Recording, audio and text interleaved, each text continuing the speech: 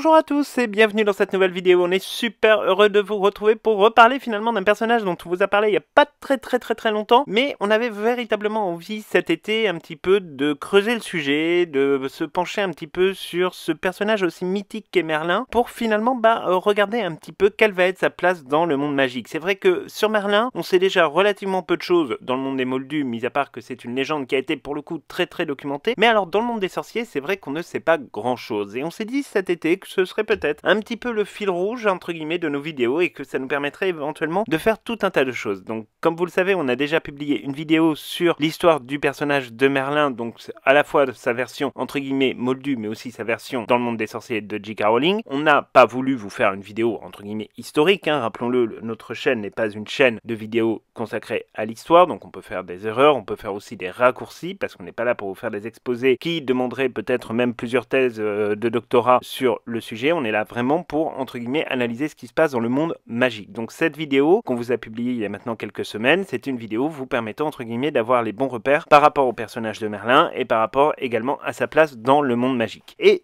au cours entre guillemets de cette vidéo, dans les nombreux commentaires que vous nous avez laissés, vous avez été plusieurs à suggérer effectivement qu'on puisse éventuellement, pourquoi pas, un jour parler d'une série ou d'un film qui serait consacré à la personnalité de Merlin dans le Wizarding World. Alors là-dessus, nous, vous savez, c'est une série aussi de vidéos qu'on a lancée au printemps dernier, qui s'appelle entre guillemets et pourquoi pas, et qui nous permet d'explorer un certain nombre de pistes, notamment par exemple sur les maraudeurs, sur les fondateurs, savoir est-ce que ces sujets-là seraient des sujets qui seraient intéressants à faire en série télévisée ou en film, et donc forcément, évidemment, nous, ça nous a donné un petit peu envie de nous pencher sur le sujet, d'autant plus que la Warner Bros a quand même fait à nouveau des déclarations, ma foi, somme toute très sympathiques vis-à-vis de J.K. Rowling, puisque la Warner Bros a expliqué, après un certain nombre de polémiques absolument inutiles qui ont eu lieu la semaine dernière entre les déclarations absolument déplorables d'Emma Watson et l'intervention d'une agence de presse qui a empêché Tom Felton de répondre à une question au sujet de J.K. Rowling, la Warner a été obligée de réaffirmer par communiqué que la relation de travail était excellente depuis déjà maintenant plus de 20 ans et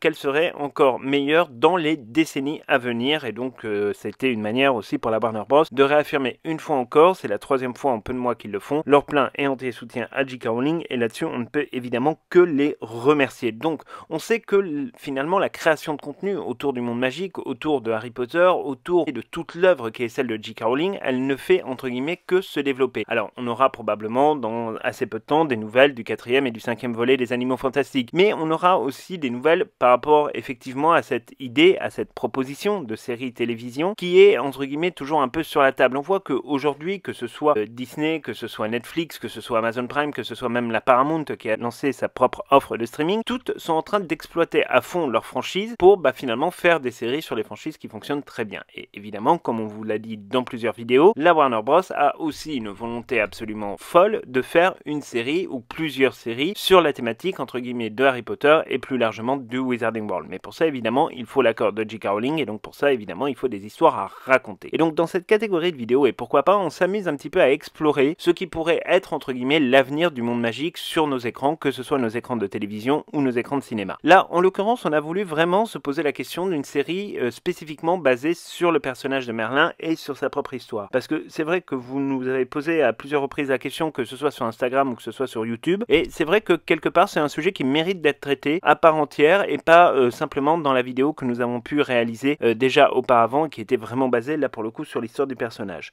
Donc nous on s'est amusé un petit peu comme ça à réfléchir finalement à ce qui allait être cette série, à comment on pouvait imaginer les choses, et on en est arrivé évidemment à tirer des arguments pour et évidemment des arguments contre. Nous, notre avis sur cette série là, vous le découvrirez à la fin de notre vidéo, mais on va vous dire tout de suite et d'emblée que ça peut être quelque chose d'intéressant certes, mais que c'est aussi quand même très dangereux. Mais ça on vous expliquera un petit peu plus pourquoi par la suite. Alors on va déjà commencer par les raisons évidemment pour la réalisation d'une série sur Merlin et tout ce qui entoure finalement le mythe arthurien et la légende qui est celle du roi Arthur et de Merlin. Alors Tout d'abord, il y a quand même un préalable dans cette vidéo. C'est que l'histoire du monde magique, telle que nous la connaissons, est déjà une histoire en soi qui est très différente de l'histoire de celle du monde des Moldus. On est exactement sur deux sociétés parallèles mais avec des histoires et dire des enseignements qui sont tout à fait différents. Donc les légendes qui sont celles connues dans le monde des Moldus ne sont pas celles qui sont connues dans le monde magique. Elles peuvent différer, donc c'est pour ça qu'il faut bien faire attention à ne pas, entre guillemets, vouloir mêler les deux côtés, puisque J.K. Rowling a toujours essayé de baser, entre guillemets, la rédaction de ses livres, de ses romans et de ses histoires justement sur cette espèce de dualité qui existe entre deux mondes parallèles qui n'ont pas tout à fait la même histoire. Donc ça, c'était vraiment quelque chose pour nous qui nous semblait vraiment important de rappeler, et c'est pas la peine de nous dire ah bah oui mais dans les légendes de Merlin de Chrétien de Troyes il paraît que machin. Là on est vraiment sur autre chose, on est sur des légendes qui se construisent d'une manière totalement différente et indépendante, puisque parfois elles sont plus complètes, parfois elles sont un petit peu plus, on va dire, limitées, hein. C'est le cas par exemple avec le Chevalier du Cadogan qui rejoint donc la table ronde dans le monde magique alors que ce n'est pas le cas dans le monde des Moldus. Donc ça voilà, il y a plusieurs différences, donc c'est pour ça que là il faut bien se rappeler qu'on ne parle que du monde magique. Alors la première raison, c'est que évidemment c'est un sujet qui est très vaste à explorer. C'est-à-dire que la vie de Merlin dans le monde magique, c'est quelque chose qui pour l'instant est absolument inconnu. On a très peu, vous le savez, d'informations sur ce personnage-là. On ne sait pas exactement ce qu'il a pu faire dans sa vie, on ne sait pas exactement comment s'est passée sa scolarité à Poudlard, on ne sait pas s'il a eu une descendance, s'il n'en a pas eu, on ne sait pas finalement quels ont été les faits marquants de son existence, et donc là-dessus finalement il y a toute une histoire à raconter. Il y a beaucoup de choses entre guillemets à mettre en musique, et c'est un sujet effectivement qui permettrait de traiter sur un temps plus ou moins long, on va dire, en fonction du nombre de saisons que la Warner Bros voudrait réaliser pour sa chaîne de streaming HBO Max, et le nombre finalement de contenus que J.K. Rowling voudrait créer. Effectivement on pourrait aller grosso modo d'un temps couvrant sa scolarité jusqu'à la mort, et même on pourrait aussi parler de ses origines qui en soi sont déjà dans les légendes du monde moldu, on va dire quelque chose d'extrêmement intéressant à étudier, et donc là on pourrait évidemment se poser aussi la question de ses origines dans le monde magique. Donc autant vous dire que le sujet est complètement vaste et que là-dessus il y aurait vraiment beaucoup de choses à dire, et qu'on pourrait réinventer véritablement toute une histoire autour de Merlin, et notamment son arrivée à Poudlard qui peut-être était différent à cette époque d'un point de vue architectural, hein, rappelons-le. On serait sensiblement, si on prend la chronologie du monde magique, hein, on ne vous parle pas de la pseudo-chronologie qui en réalité n'existe pas parce qu'elle est légendaire de Merlin dans le monde des Moldus, mais on serait finalement à peu près au tout début, quasiment au tout début de l'aventure de Poudlard et de la création de Poudlard. Donc il y aurait des choses différentes, enfin bref, il y aurait vraiment de quoi s'amuser, et on va dire que finalement le sujet quand même serait suffisamment vaste pour permettre le développement d'un certain nombre d'intrigues, que ce soit dans sa vie de jeune garçon puis de jeune homme, ou que ce soit dans sa vie d'ailleurs d'adulte. Donc ça, ce serait quelque chose d'assez intéressant à notre avis. Deuxième raison, c'est parce que ça nous permettrait également de découvrir dans ce contenu pourquoi finalement on a créé au niveau du ministère de la magie en Grande-Bretagne un ordre qui s'appelle l'ordre de Merlin. L'ordre de Merlin, vous savez, c'est cette décoration honorifique qui permet effectivement de décorer les sorciers qui se sont particulièrement, on va dire, montrés efficaces sur certains domaines. Alors des fois c'est le domaine des connaissances, des fois c'est parce qu'ils ont sauvé le monde magique d'un grand danger, comme ce fut le cas pour Albus Dumbledore. Donc il y a vraiment, si vous voulez, toute une dimension où on s'aperçoit que Merlin finalement a réalisé des choses vraiment tellement immenses que quelque part le nom finalement de Merlin s'est imposé pour cette distinction honorifique qui est la plus grande distinction honorifique qui est distribuée dans le monde de la magie britannique. Donc ça, pour le coup, c'est vraiment quelque chose aussi qui nous intéresserait, c'est vraiment de découvrir cette question de l'ordre finalement de Merlin et de comment effectivement tout s'est mis en place. On sait que l'ordre de Merlin a été créé de manière largement postérieure, tout du moins c'est ce qu'on croit savoir, à la mort de Merlin, mais là-dessus aussi il faut quand même évidemment se poser un certain nombre de questions. La troisième raison, on vous en parlait un petit peu d'ailleurs dans la première, c'est la question de ses origines. Vous savez, ses origines dans les légendes qui sont celles du monde des Moldus, elles sont pas très claires et on ne sait pas exactement d'où vient Merlin. On sait juste que vraisemblablement le père de Merlin aurait été quelque chose comme une sorte de démon ou un incube, enfin quelque chose dans ces eaux-là, qui aurait effectivement fait un enfant à une femme tout à fait normale, moldue, etc. Donc on peut imaginer effectivement que son père était un sorcier, mais d'où vient ce père, quelle est sa nature, etc. Enfin bref, il y aurait tout un tas de choses à regarder, voir comment le monde magique analyse ça. On pourrait se dire de manière assez simple que effectivement ce serait, le père serait un sorcier et la mère une moldue, donc Merlin serait peut-être un enfant de sang mêlé qui se serait donc retrouvé à Serpentard. Est-ce qu'un enfant de sang mêlé à Serpentard Avatar à cette époque-là était bien accueilli, là aussi on pourrait vraiment se poser tout un tas de questions, donc il y aurait vraiment un gros travail à faire autour de ses origines, ça nous semble vraiment assez intéressant. La quatrième raison, c'est évidemment son impact sur le monde magique, parce que effectivement il y a la création de l'ordre de Merlin, mais c'est quelque chose d'un petit peu plus, on va dire, épais, parce que quand on parle de Merlin, on parle évidemment d'une légende, on parle de quelque chose finalement qui relève plus du mythe qu'autre chose, mais est-ce que ce mythe finalement dans le monde magique existe aussi bien, entre guillemets, et de manière aussi forte que dans le monde des Moldus? Là aussi c'est une véritable question qu'il faut se poser. Et donc ce qui serait très intéressant, c'est de savoir quel a été finalement son impact réel sur le monde magique, qu'est-ce qu'il a fait, comment il l'a fait, pourquoi il l'a fait, et quels étaient ses buts, quelles étaient ses, on va dire, ses contradictions, quelles étaient ses injonctions personnelles. Enfin, il y a tout un tas de choses finalement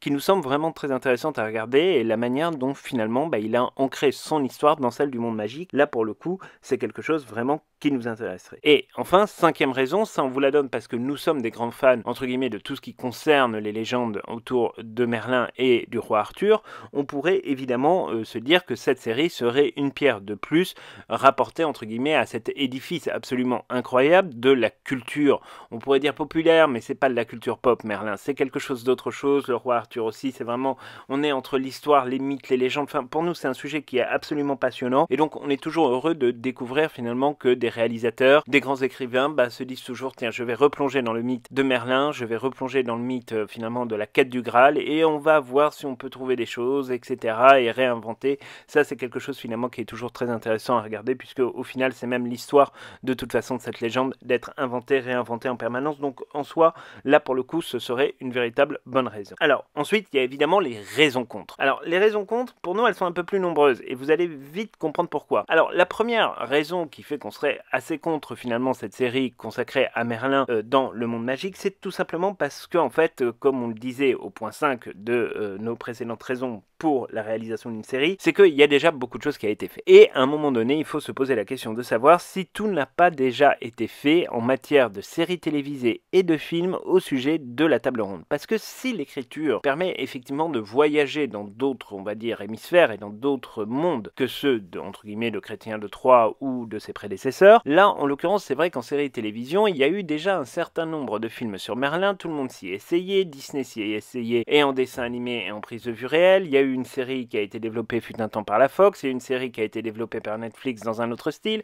Bref, on a eu tout un tas d'autres séries et d'autres films, entre guillemets, qui ont repris la question des mythes arthuriens, et donc c'est vrai que là-dessus, pour le coup, on se pose quand même la question de savoir si tout n'a pas déjà été fait. Ce qui est certain, c'est qu'il faudrait véritablement trouver l'angle original. Peut-être que ça passe effectivement par cette distinction entre ce que l'on croit savoir dans le monde des Moldus et ce que l'on ne sait pas à ce stade dans le monde magique. Peut-être que là, il y a vraiment quelque chose d'intéressant à regarder, mais ça, évidemment, il n'y a que Rowling qui peut, entre guillemets, nous donner quelques informations. Alors, d'ailleurs, il faut savoir que J.K. Rowling, et c'est la deuxième raison pour le fait qu'on est contre, n'a jamais véritablement voulu explorer ou développer, en tout cas à ce stade et pour le moment, la thématique de Merlin. C'est une thématique dont elle parle peu, elle a rédigé 2-3 articles sur son site internet sur le sujet et répondu à 2-3 questions, mais c'est vrai qu'on n'a pas eu le sentiment qu'elle voulait donner plus d'importance que ça à Merlin, c'était plus une forme de clin d'œil à notre sens jusqu'à présent, et donc si au final elle était dans cette logique de ne pas plus développer que cela le personnage de Merlin, c'est peut-être parce qu'il y a une bonne raison et que ça ne l'intéresse pas. C'est possible aussi, là-dessus évidemment, il n'y a qu'elle qui pourrait répondre à cette question, mais en l'occurrence c'est vrai que le fait qu'elle ne nous ait pas fourni et abreuvé d'informations comme elle peut le faire, y compris sur des personnages excessivement secondaires, nous laisse à penser que effectivement peut-être ce ne serait pas entre guillemets un de ces grands centres d'intérêt, mais ça reste évidemment une question qu'il faut se poser. La troisième raison, c'est que on peut dire qu'aujourd'hui un certain nombre de plans sont déjà sur la table pour la réalisation d'une série, pour une adaptation éventuelle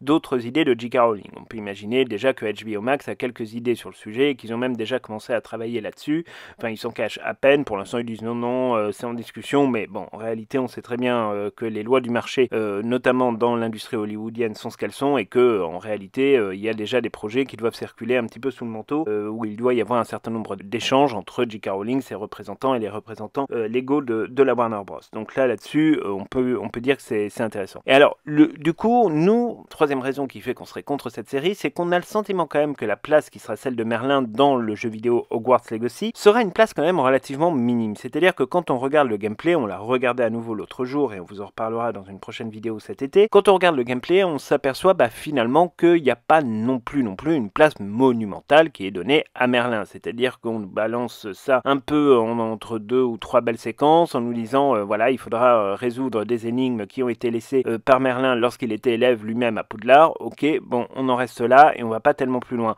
On se dit quand même que si la Warner Bros avait véritablement eu une envie, on va dire, de développer le sujet de Merlin, etc., peut-être que ça aurait été fait différemment, peut-être que ça aurait été une bonne manière d'introduire les choses. Après, là-dessus, on fait peut-être des plans sur la comète, et peut-être que le gameplay, justement, continue à préserver véritablement ce qui pourrait être une des intrigues principales, ou en tout cas une très grosse intrigue secondaire du jeu. Donc ça, évidemment, on ne pourra le savoir qu'à la fin de l'année, quand on aura enfin joué à ce jeu que nous attendons avec beaucoup d'impatience. La quatrième raison, évidemment, ce serait la question du budget. Pourquoi? Parce que, évidemment, si on parle de la question de Merlin, on parle d'une question, si vous voulez, qui concerne, entre guillemets, un personnage qui aurait vécu à l'époque, on va dire, moyenâgeuse. Alors, l'époque moyenâgeuse, ça demande quand même, on va dire, aujourd'hui, dans l'industrie hollywoodienne, la construction d'un certain nombre de décors. On sait en plus que la Warner Bros aime bien construire des décors en taille réelle parce que ça leur permet ensuite de les recycler, entre guillemets, au Warner Bros Studio Tour, et c'est quelque chose qui leur plaît beaucoup. Donc, du coup, c'est vrai qu'ils n'ont pas de tendance pour l'instant à être dans la logique qui est celle de Disney,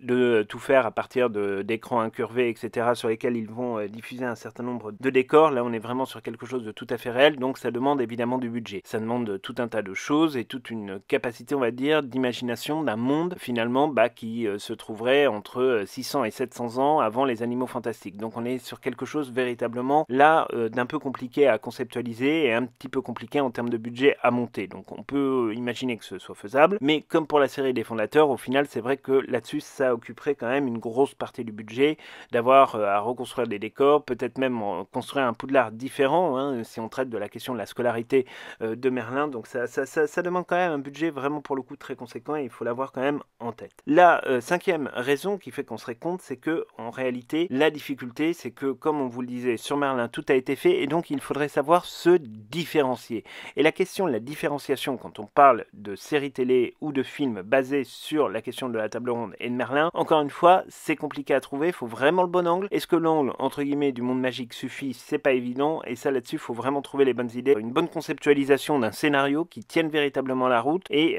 qui puisse être déclinable évidemment sur plusieurs saisons. Donc ça, vraiment, là pour le coup, c'est la difficulté, parce qu'encore une fois, là-dessus, tout a été fait. Et enfin, la sixième raison, c'est que on sait aussi que la Warner Bros est à la recherche de projets et travaille avec J.K. Rowling sur des projets qui permettent, entre guillemets, de faire revenir des personnages que l'on a connus dans le monde de Harry Potter. On le voit bien quand on fait les Animaux Fantastiques premier volet, que quelque part les fans ne s'y retrouvent pas. Pourquoi? Parce que ce sont des personnages qu'ils ne connaissent pas, dont ils n'ont jamais entendu parler, et même à la simple évocation de Albus Dumbledore, beaucoup de gens se demandent si c'est le même Albus Dumbledore que celui que l'on connaît dans Harry Potter. On est aujourd'hui, on va dire, dans une situation où si on ne met pas clairement les choses au point et qu'on ne montre pas très clairement en le disant et en l'énonçant bien haut et fort dans un film que tel personnage est bien le même, finalement ça ne fonctionne pas. Avec les crimes de Grindelwald, on s'en est aperçu. Beaucoup de gens n'ont pas fait le rapport entre Nagini des crimes de Grindelwald et le Nagini de Harry Potter. Il y a aussi beaucoup de gens qui n'ont pas fait la relation entre Albus Dumbledore dans les Animaux Fantastiques et Albus Dumbledore dans Harry Potter,